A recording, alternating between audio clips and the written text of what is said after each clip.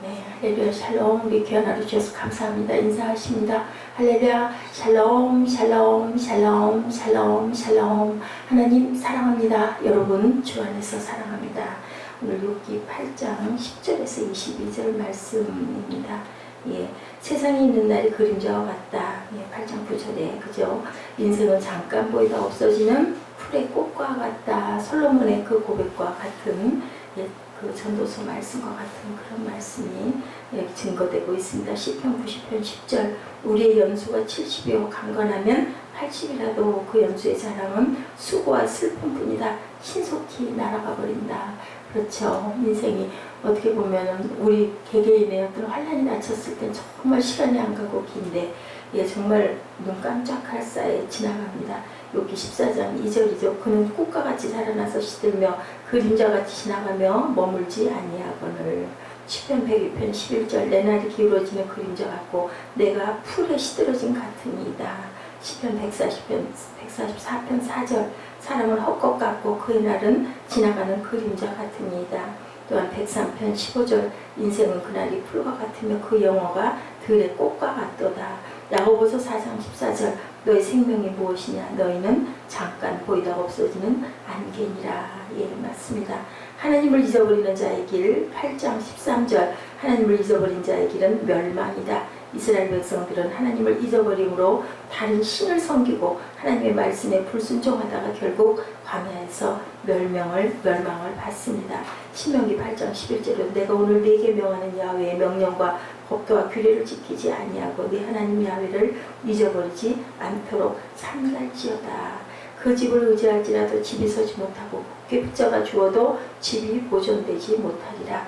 그는 그 햇볕을 받고 물이 올라 그 가지가 동산에 뻗으며 그 뿌리가 돌무더기에 서리어서 돌 가운데로 들어갔을지라고 그렇게 말씀하고 있습니다. 그곳에서 뽑히면 자리도 모르는 채 이르기를 내가 너를 보지 못하였다. 안개 같으니 뭐가 보인 게 있겠어요.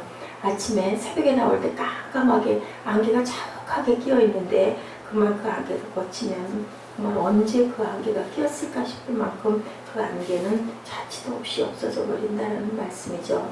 악한 자를 붙들어 주지 아니하심으로 20절이죠. 하나님께서 붙들어 주지 아니하심으로 악인은 심판을 견디지 못하고 결국은 망하게 된다.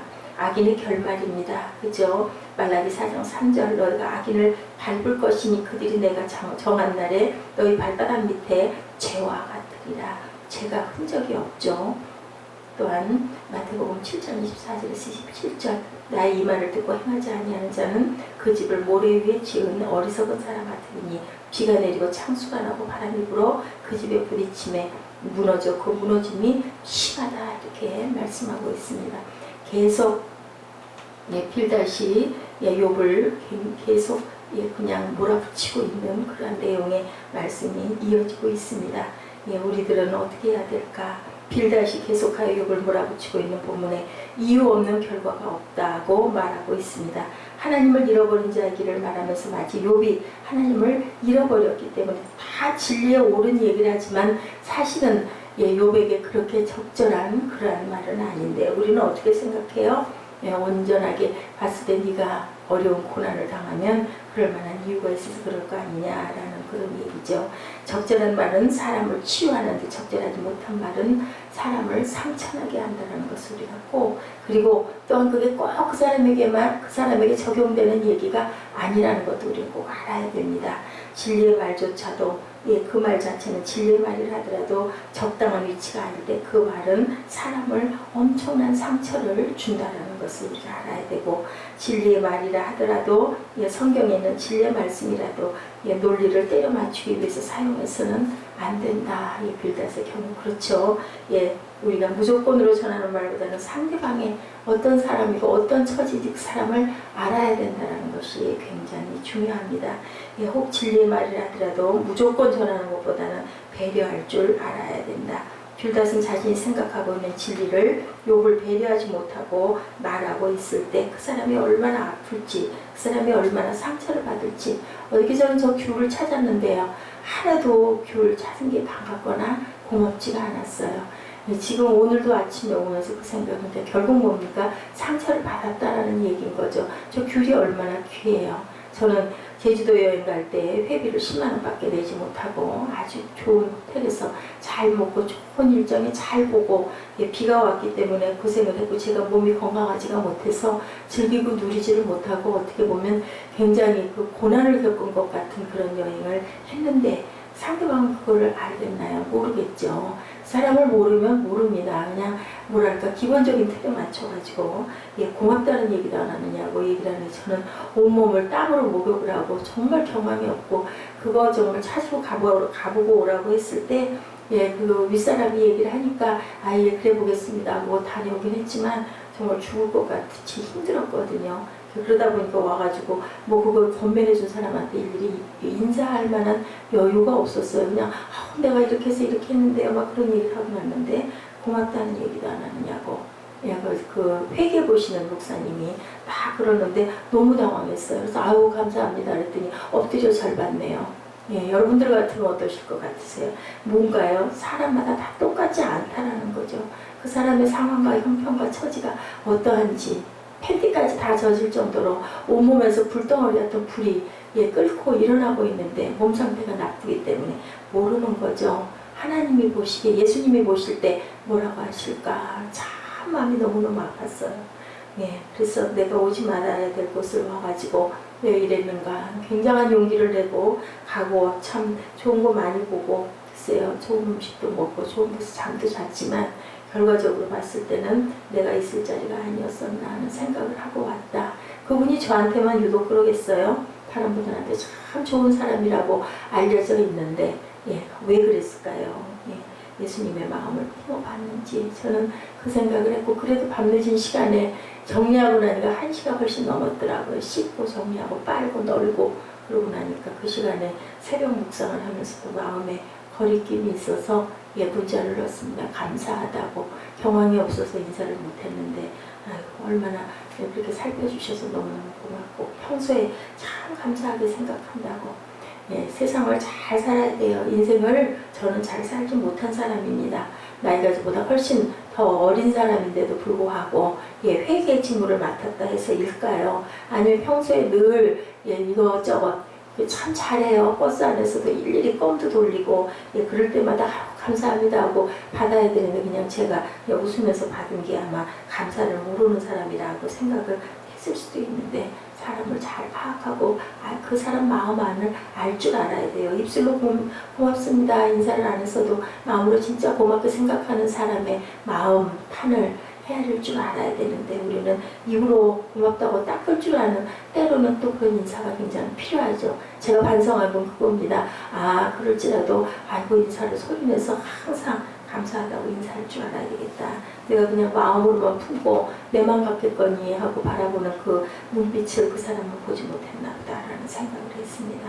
그렇게 보면 그 회장 목사님 와가지고 열심히 얘기했는데 그분에게도 인사 안 했지만 그분은 아무 생각 안 하거든요. 찾은 게 그냥 고맙고 기쁘지 않을까요? 같은 식구인데 그죠? 단체로 움직이며 그런데 그 얘기를 들었습니다. 그건 아마 어제 그 일 때문이 아니라 평소에도 별로 인사성이 없고 감사를 모르는구나 하는 인상을 제가 주었던 것 같습니다. 제가 잘못한 거죠. 나의 편견이 더 많은 문제를 낳지 않도록 하기 위해서 우리는 나의 생각을 남에게 강요하지 말아야 된다라는 거죠. 그냥 그렇게 해서 끼치고 내가 내 직분도 그렇고 또 그렇게 하고 싶어서 했으면 그걸로 말아야 되는 거예요. 근데 우리는 그러기가 쉽지 않습니다. 인사성 없이 뭐 주면 달콩달콩 받아먹고 앉아가지고 당연한 것처럼 앉아있는 것 같은 모습으로 보였을 때 마음으로 얄밉죠. 그죠? 그러니까 그럴 때 그런 얘기를 하는 건데 사실은 저는 그렇지 않았거든요. 참 열심히 잘 섬기고 너무 감사하고 너무 고맙구나라는 생각을 하고 있었는데 그만 제가 어제 그 말을 들음으로 그 사람에 대한 어떤 인상이 다 무너져버리고 만나고 싶지 않고 가까이 하고 싶지 않은 사람이 돼버린 거. 왜 그럴까요? 마음에 상처가 있어서 그렇겠죠. 그래서 또한 제 마음이 그걸 그냥 넘어가지 못하는 성품이라서 일단은 표현을 또 다시 했습니다. 다시 하고 나서도 마음이 참 씁쓸한 느낌이 들더라고요. 이게 욥하고의 빌닷의 관계가 여기 욥기에 있는 욥만 그런 게 아니라 우리 일상에서도 항상 그런 경우에 놓이기도 하고 그런 당함을 당하기도 하죠. 그것이 참 중요하다. 사탄이 욥이 너무 의로워서 샘을 내고 있는 건데 하나님 입장에서는 이 고난이 사탄의 뜻에 따라서 그것은 아니었다라는 거죠. 의도가 분명히 있었어요. 왜냐하면 욥을 훈련시켜서 써야 됐기 때문에 하나님의 큰 뜻이 그 위에 있었다라는 거죠. 하나님은 하나님의 의도가 분명히 있었다. 훈련돼야 될 부분이 있었다. 그런데 욥의 친구는 그런 거 헤아릴 수 있을까요? 못하죠. 하나님밖에 알 수가 없습니다. 고난 속에서 우리는 선하시며 우리를 좋은 길로 인도하시는 하나님의 풍성함을 인정하고 알 줄 알고 그 마음밭을 우리가 헤아릴 줄 알아야 된다는 거죠. 저 같은 경우도 그러면 어제 그 사건을 통해서 우리 회계 목사님의 그 말을 통해서 내가 이런 부분이 부족하구나라는 것을 깨달아야 된다는 거죠. 좀 더 정중해야 되겠고 좀 더 예의가 있어야 되겠구나. 나는 그렇지 않았지만 그건 내 마음이고 그 표현할 줄 모르는 그런 게 되게 그 사람들이 보기에는 그냥 교만하게 보일 수도 있었다. 자주 나오지도 않는 지방회에 그렇게 연수가 한다는데 같이 참여하고 또 온전하게 많은 금액을 이렇게 그 지방에 내지도 못하면서 누리고 오면서 주는 것마다 앉아가지고 편하게 달고 받아맞고 인사성도 없이 그렇게 굴었구나라는 부분을 제가 회개를 해야 되겠죠. 마음과는 다르지만 주님은 아실 거예요. 때로 어떤 고난은 흑백 논리로 해결되지 않는 경우가 이렇게 많습니다. 우리가 모르는 원인이 많이 있죠. 그러게 우리는 잠잠히 하나님의 인도하심을 따라가야 하는데 세상은 그렇지 못하다라는 거죠. 일부러라도 잘 닦는 사람이 보기에 좋은 거고 그 마음밭에 중심에 뭐가 있는지 이런 거는 큰 상관이 없다라는 거예요. 어떤 목사님의 얘기입니다. 비행기를 타고 갈 때요, 그 지휘하시는 목사님들 참 힘듭니다. 단체를 이끌 때 이번에 우리는 많은 숫자가 빠졌더라고요. 10명 정도가 그 인원에서 빠졌어요. 그 메르스 때문에. 그 바람에 또 가가지고 가족처럼 아주 큰 극장도 차지하고 그 기가 막힌 것들을 아주 편안하게 볼 수 있었던 그런 장점도 있었지만 그래서 저는 간단하게 생각한 게 뭐 옛날 말에 그런 말 있잖아요. 용기 있는 자가 미인을 차지한다라는 얘기가 저는 언뜻 생각이 났습니다.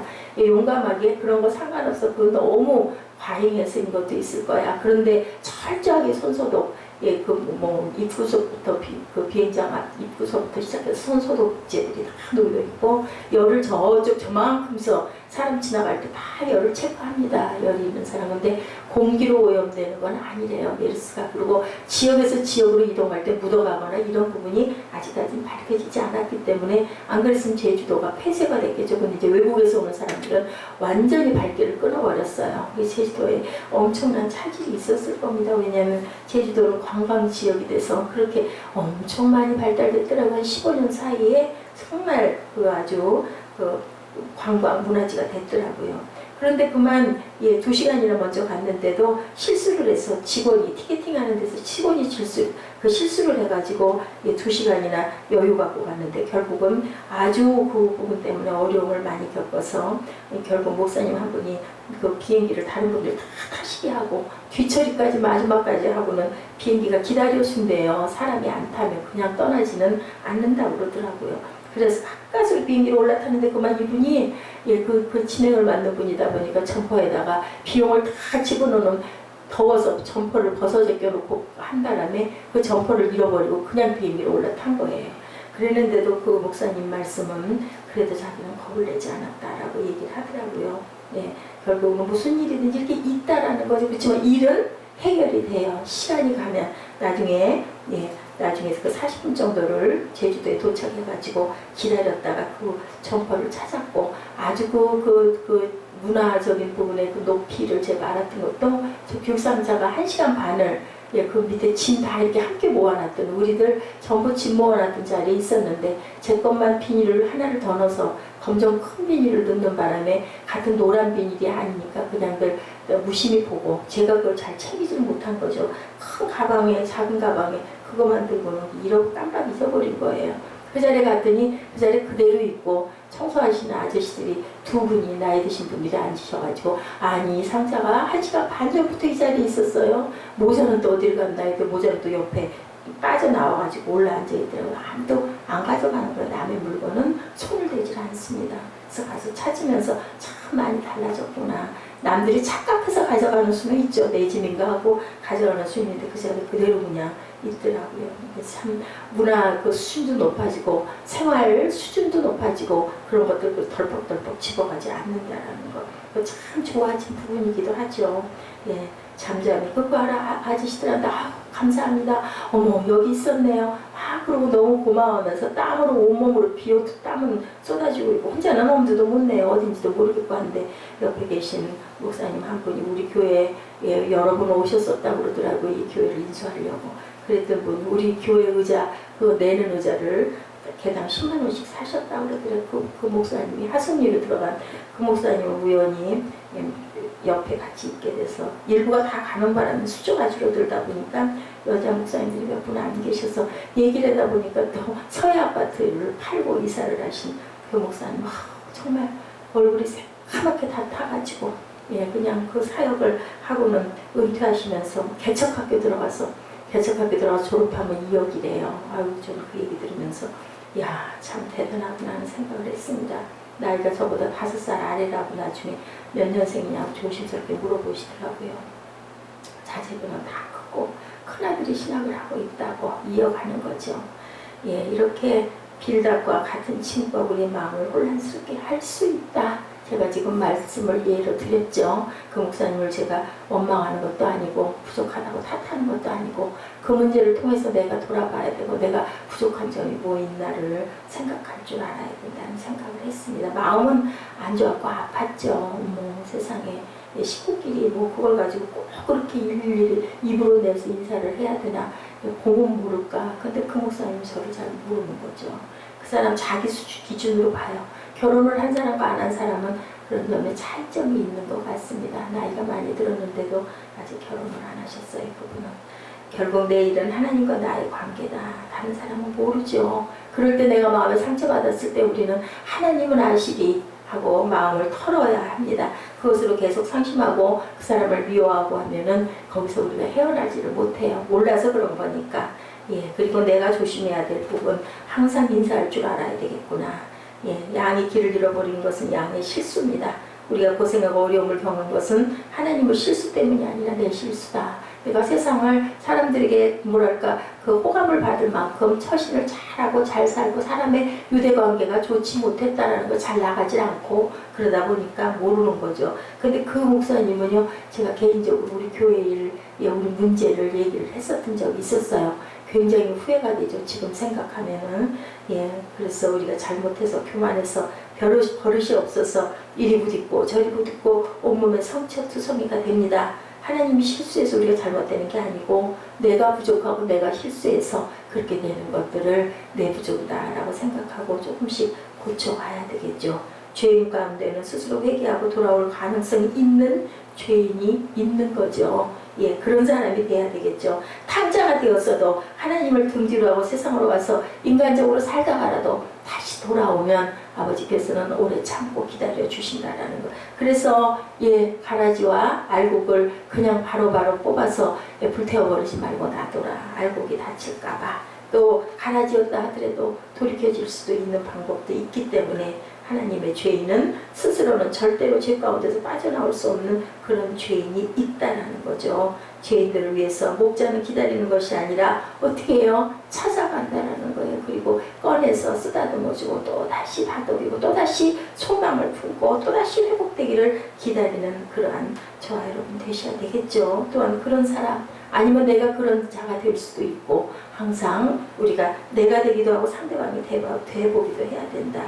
우리를 만나기 위해서 예수님은 2000년의 세월을 달려서 여기까지 오셨다라는 거, 오늘 이 자리까지 오셨다라는 거, 이 말씀 가운데 계신다라는 것을 우리가 절대 잊어버리지 말고 내가 욥이 될 수도 있고 누군가가 욥이 됐을 때 내가 빌닷이 될 수도 있다라는 것을 잊지 않은 저희들 되십시다. 주께서는 너희를 대하여 오래 참으사 아무도 멸망하지 아니하시고 베드로후서 3장 9절입니다. 내가 어떤 일이 생겼을 때 기차역까지 남편을 데려다 주었는데 기차 승무원이 늦게 오는 사람이 있는지 주위를 둘러보는 것이 눈에 띄었다는 거죠. 젖은 머리를 뒤로 묶은 한 여자가 주차장으로 뛰어와 승차를 했고 진한 색깔의 신사복을 입은 한 남자가 승강장으로 성큼성큼 걸어와 기차에 올라탔고 승무원은 그 위에도 늦게 도착하는 사람이 있나를 살피고 그러고 있을 때 기찻길로 달려와 마지막으로 승차하는 몇몇 사람들을 참을성 있게 기다려줄 줄 아는 그런 여유와 그런 마음, 그런 사랑, 기차 승무원이 기차에 승차하는 사람들을 이렇게 기다려 주었듯 하나님은 우리를 이렇게 기다리고 계신다라는 것. 언젠가는 예수님이 재림하셔서 그날에는 하늘이 큰 소리로 떠나가고 물질이 뜨거운 물에 풀어지고 땅과 그 중에 있는 모든 일이 드러나게 될 것이다. 베드로후서 3장 10절입니다. 그때가 되거나 아니면 우리의 육체가 죽을 때에는 하나님과 관계를 맺기에는 이미 너무 늦은 때, 베드로는 오직 주께서는 너희를 대하여 오래 참으사 아무도 멸망하지 아니하고 회개하게 이르기를 원하시느니라 라고 말씀합니다. 베드로서 3장 1절에서 13절 내용 한번 묵상하시고 오늘도 승리하시는 하루, 당신이 그리스도를 따르기로 결단하는 것을 미루었다면 정말로 이제 지금이라도 주님을 따를 기회가 남아있다라는 것. 로마서 10장 9절입니다. 내가 만일 내 입으로 예수를 주로 시인하면 하나님께서 그를 죽은 자 가운데서 살리신 것을 내 마음에 믿으면 구원을 받으리라. 주님이 부르시고 계신다는 것. 그분의 길로 우리는 꼭 달려가고 나의 구원을 포기하지 않으시고 나를 찾아서 구원을 베풀기를 원하시는, 여기에서 승무원이 시간이 넘었는데도 그래도 둘러보는 그러한 그 사랑의 마음처럼 구원의 기쁨을 가지고 과거로 돌아가지 않는 저희들, 진리의 길을 따라가서 좁은 길을 감사하고 기뻐하며 달려갈 수 있을 줄 아는 저와 여러분 되시기를 주님의 이름으로 축원합니다. 구원의 역사를 이루시는 주님의 도구가 되게 주옵소서 하고 우리 기도하십시다. 하나님 감사합니다. 나의 구원을 포기하지 않으시고 나를 찾아 구원을 베풀어 주신 주님, 구원의 기쁨을 가지고 과거로 돌아가지 않게 하시고 진리의 줄로 단단히 매어 구원의 역사를 이루시는 주님의 도구들 다 되게 하여 주옵소서. 하나님, 우리를 구원하시기 위해 십자가의 고통을 인내하신 예수님께서 우리를 오늘도 거기 부르시고 계신다는 것을 기억하는 저희들 되게 하여 주옵소서. 예수님의 이름으로 감사하며 기도드렸사옵나이다. 아멘. 하늘에 계신 우리 아버지시여, 이름이 거룩히 여김을 받으시오며 나라 임하오시며 뜻이 하늘에서 이룬 것 같이 땅에서도 이루어지이다. 오늘 우리에게 일용할 양식을 주옵시고 우리가 우리에게 죄 지은 자를 사하여 준 것 같이 우리의 죄를 사하여 주옵시고 우리를 시험에 들게 하지 마옵시며 다만 악에서 구하옵소서. 나라와 권세와 영광이 아버지께 영원히 있사옵나이다. 아멘. 할렐루야. 하나님 감사합니다.